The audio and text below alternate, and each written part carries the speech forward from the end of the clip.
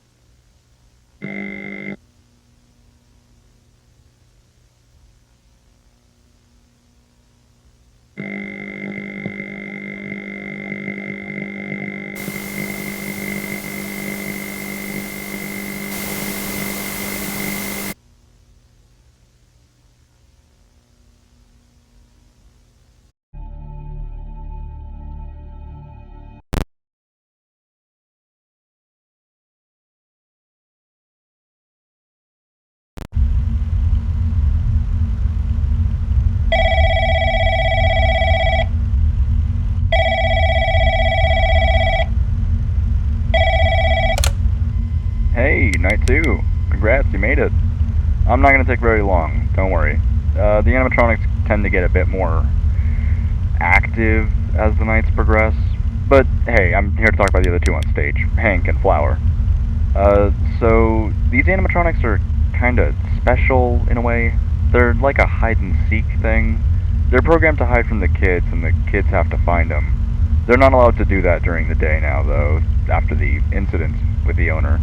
Now they're kept on stage, but at night they're allowed to play freely. Now, they have very specific locations where they hide. If you notice that one of them isn't on the stage, then a warning sign will pop up on the camera where they are. Just change to that camera, watch them for like a second or two, and they'll notice the camera's found them, and they'll go back to the stage. Now, if you don't do that, they will crawl through the vent system, and they will go into your office.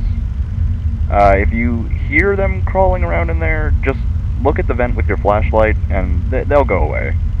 Just make sure they actually do go back to the stage. Sometimes they'll still hang around in the vents, and you have to flash them again. I will recommend you to not let both of them get to the vent.